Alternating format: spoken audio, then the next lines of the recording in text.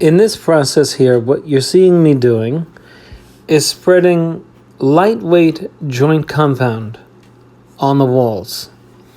I mix carpenter's glue into the bucket of lightweight joint compound. This is also called ready mix, but it is lightweight. And I'm using a 14-inch long boat trowel. And I'm just skimming the walls and filling in all of the nooks and crannies of this orange peel texture. This is an easy process, and you can do it too.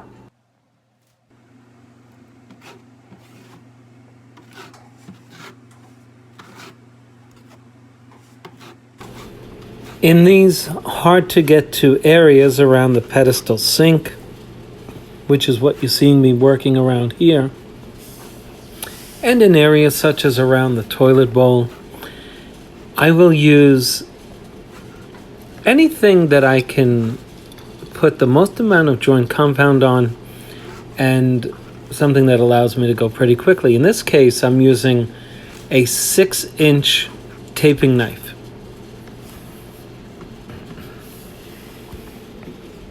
And again, we're just spreading the joint compound on. All you have to do in this process is press on the tool that you're using as hard as you can without killing it. You don't have to press too hard. But if you press as hard as you can up against the wall at a 45-degree angle, you're going to fill in all of the nooks and crannies. And if you do that 2 or 3 times, giving it 2 or 3 coats, you will have a professional finish as well. When you're skim coating near trim, this trim is going to be painted, but even if it were not going to be painted, please don't put tape on this. Because when you put tape on here, and when you raise the level of the wall 1/8 of an inch, guess what happens? You create what appears to be a large crack right here. Here's how I'd like you to do it.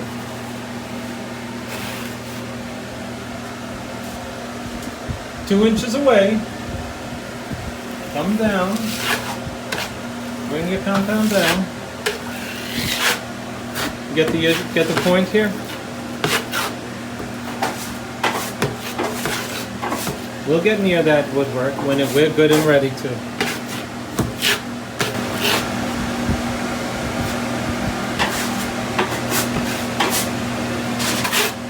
Now we're coming in close. Now I'm touching the woodwork with my knife.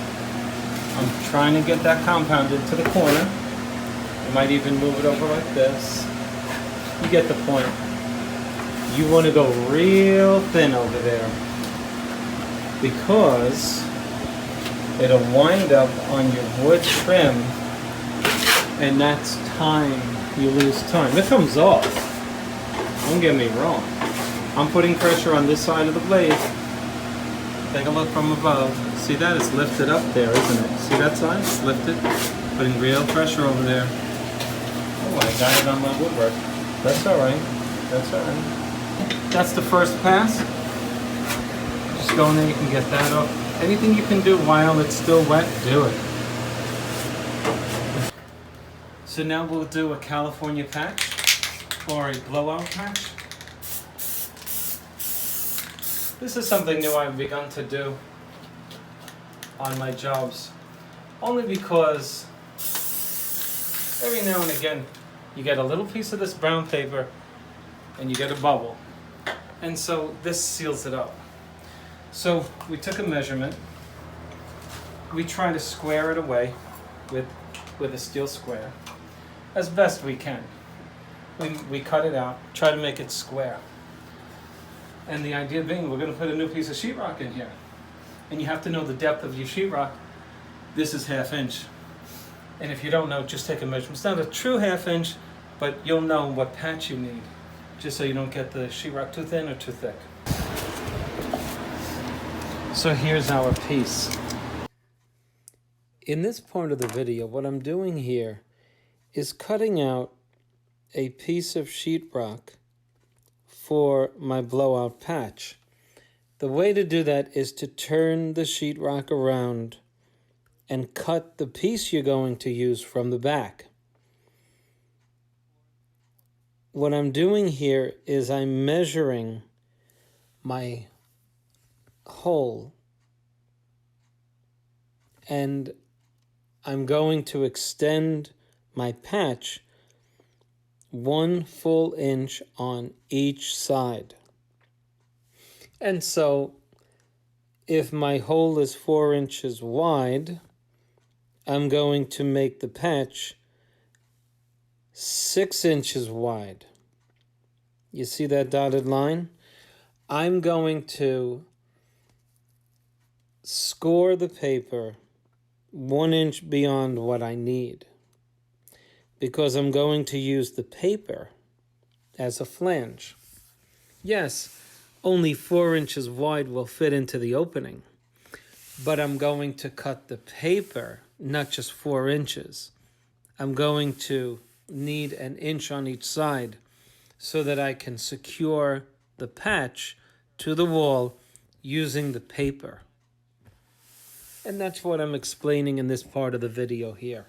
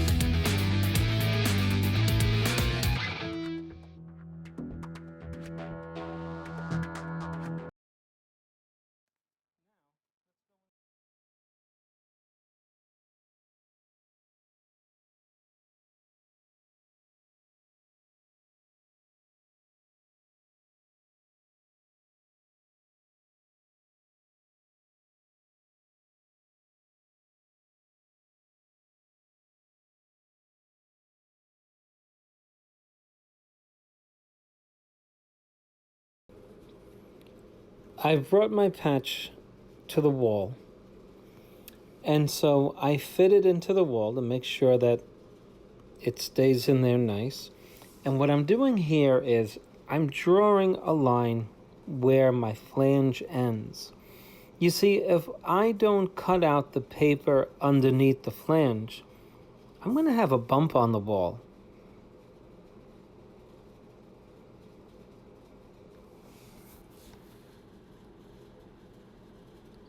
So what I'm doing here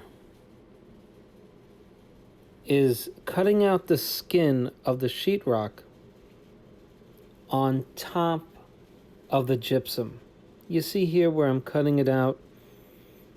So my patch is going to fit right over that anyway. I'm simply removing the brown paper that I'm going to be replacing with the patch. You could see how such an overlap of brown paper would cause a bump on that wall. And so we're just going to take this out, and it peels right off, and it comes off nice and clean. After we remove it, we sand any loose particles off, look for any bubbles or blisters that may exist on the brown paper, and make sure that they're out before we put our patch. And then what I like to do is to put oil-based kills right over this brown paper. That causes a very nice seal, you see? And so the patch will fit right over this. And the skin, the new flange, the new skin will go right over what you see as brown here. And you won't even be able to tell that this was a patch job. That's how effective these patches are.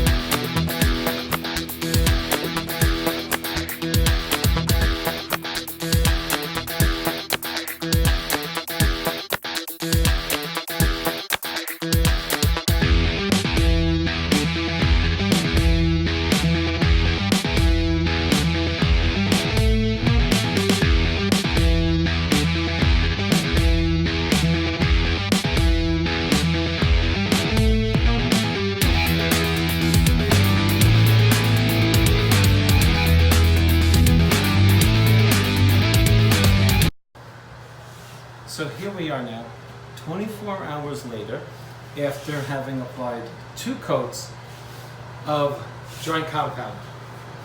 Now, depending on the location you're working in, you may have lots of light or a little light. Whatever the case is, if you want to do it the right way, you got to use your own light.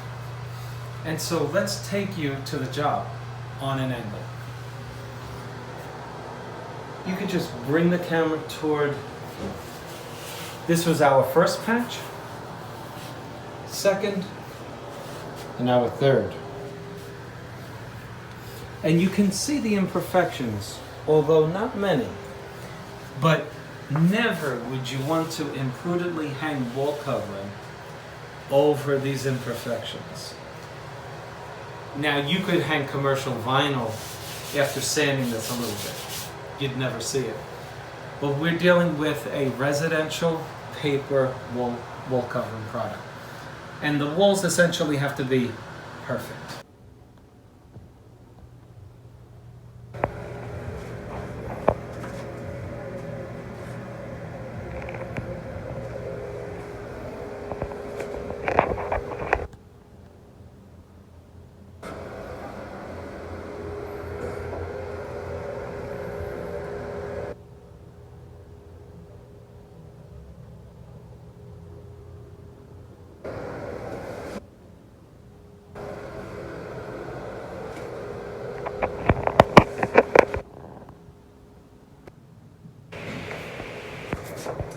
This drives paper hangers crazy, and here's why you're going crazy.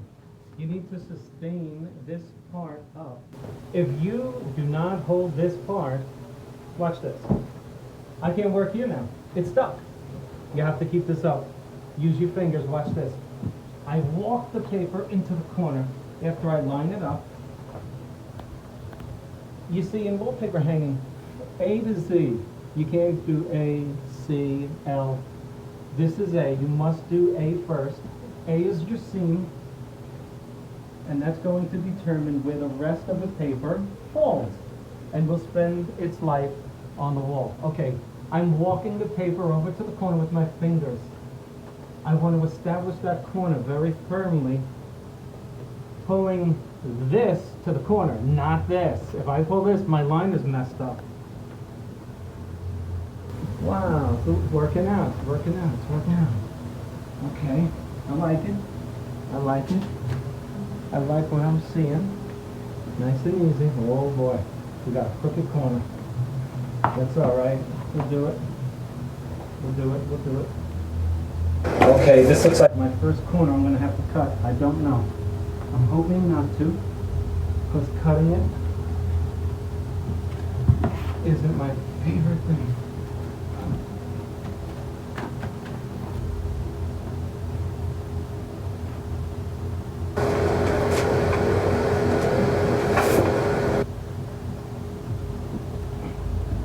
Paper likes to bounce. You put it in place, it bounces up. This is a Graham and Brown, remember? Okay. Yeah, we got a lot of tension here. Okay. Yeah, that's not going to sit well in the corner. But it's possible that I have tension going on up here. And let's see. Maybe I can get it without cutting it.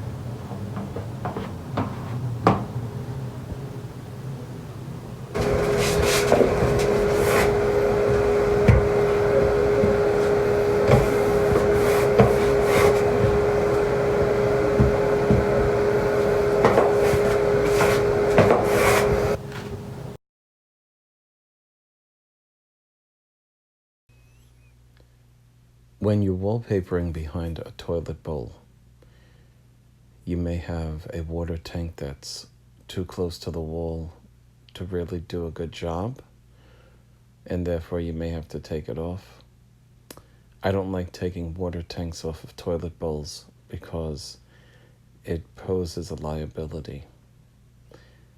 It's sometimes very difficult to put them back because water leaks out of the bottoms. And if you get a call back that you have a little drip, think about how much time you might lose by going back fixing a little drip. And so I don't like taking water tanks off because I'm not a plumber. So papering behind a water tank is a very strenuous task. The only real difficulty is, after you get through this, putting the paper behind it. That's difficult. But the skill is getting the wall covering cut around the water supply pipe, which is all the way at the bottom near the woodwork. And what you want to do is simply get your wallpaper in place, hang your paper right now, what I'm doing here. As you can see, I had difficulty, but if you wet it down, you can move it side to side. And so there you see me putting additional glue. And so you're hanging it just like any other piece up until you get to the water tank. And then if you can get it behind there with the help of another person, the next task is to cut the wall covering around the water supply pipe. The way you do that is to bring the wall covering right to the pipe. Make sure that your seam is joined. Right here I'm joining a seam, right? So at the bottom, when you join the seam, make sure your seam doesn't move. Hold your seam with your right hand. Go all the way over to the pipe and put your finger over the pipe where the wall covering is. That's where you're going to make your cut. If you can imagine your finger over the wall covering, which is over the pipe, all you now have to do is to make sure that your wall covering is level and straight all around, from left to right, and it's on an horizontal plane. If it is, and your seam is joined at the right, just cut the wall covering as it lays on top of the pipe, straight along the pipe. You can't go wrong. And then as you spread the wall covering around the pipe, just make your little stress cuts, just tiny ones, 2/16, 3/16 of an inch, just to get the wall covering around the round pipe. And you will see when you come to the bottom part of the pipe, it looks as if you put the pipe through the wall covering. It really is a matter of patience and really nothing else. It's logic. You can do it. It really is. If you look at it logically, dispassionately, with patience, it really just comes to mind what has to be done. And so my helper could not get the camera to my left because the water supply is right on top of the wall. You really couldn't see the action, and I'm disappointed that you couldn't see it. But if you have any questions, just leave it in the comments below. I'll try to answer them to the best of my ability. Thanks for watching, and please click on like and subscribe to my channel. Thanks a lot.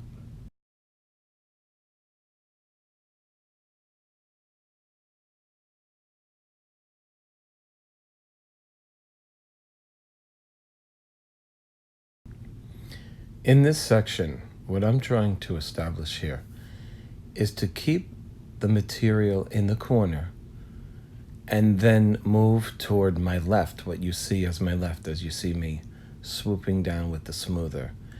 If my corner moves, I have to go back to the corner and reestablish the corner. And so hold that corner down and move your wall covering to the left in the direction in which you're hanging the paper. I hold my corner in and pull that paper. Hold my corner, pull that paper. Hold my corner. Do not give up your corner.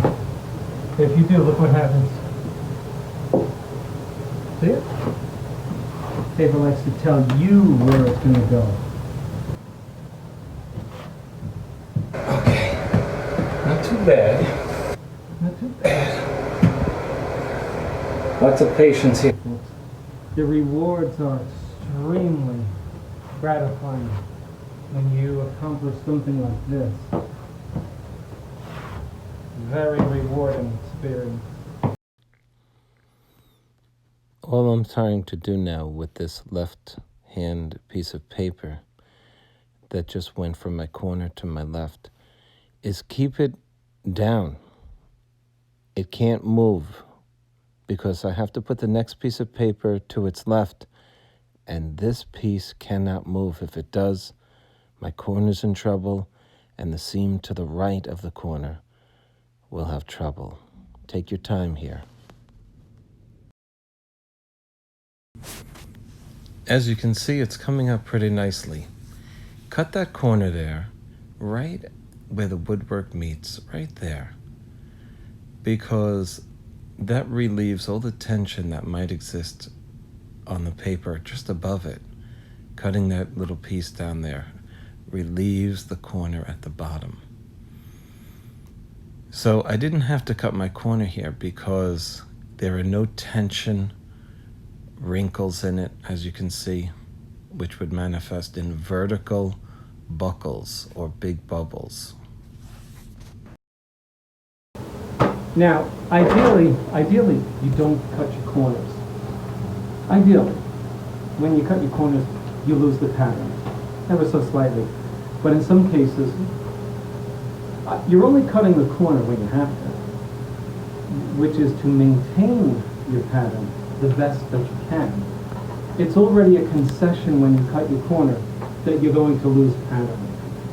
And for those of you who hang, you know what I mean. You're going to lose at least a 16th, because when you cut the pattern, you're disconnecting the connections in the pattern. So ideally, don't do it. You want to continue from one wall to the next. However, if the wall is so bad, you have to cut it. And then you lose a little pattern. But in this case, you would never notice. Regardless, the rule is still, don't cut the corner.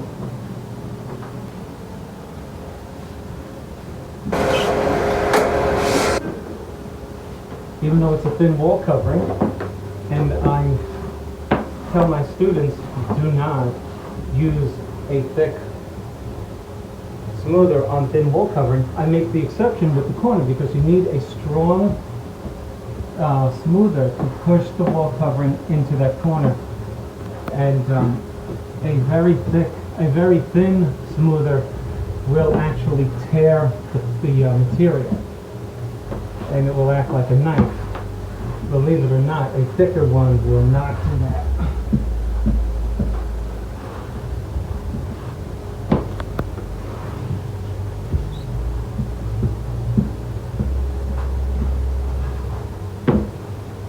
We have a little tension on this wall. It's not straight, but we're trying to create an illusion here that it is straight. And I'm doing the best that I can. That's why you're seeing me struggling, matching the pattern, and then dispersing these wrinkles.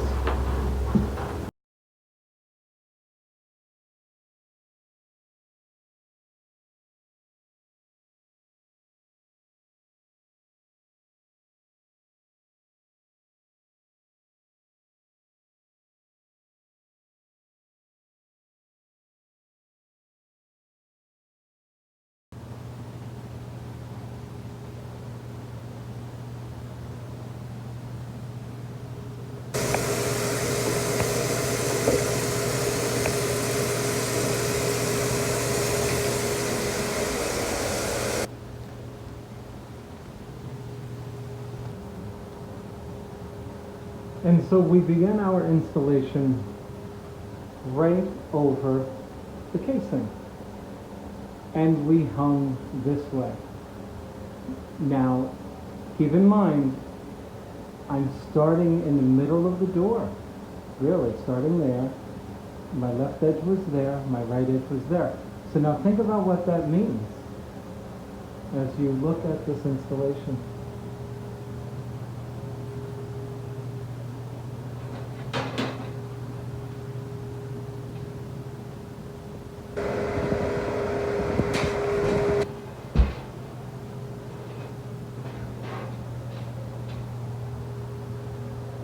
It means that I'm going to have to create a pattern match at the very end to join my first and my last piece, which is called a fake out.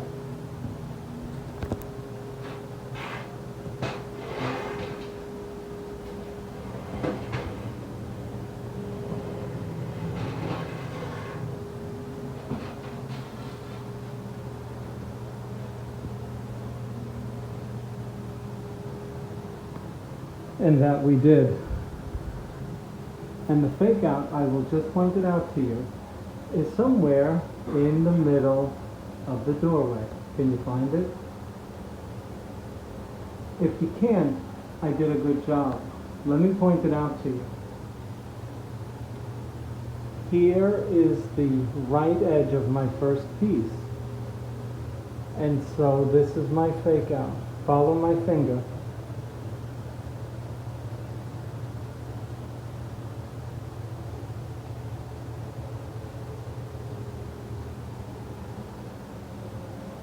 You can see it a little better when you step back, right? You see it?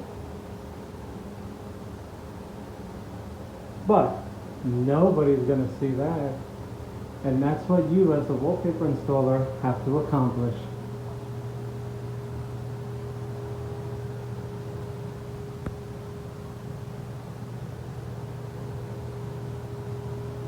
So using the foam roller really paid off for us. It actually gives the job a spray-like finish. Let me show you a different angle with the door open. There's the wall.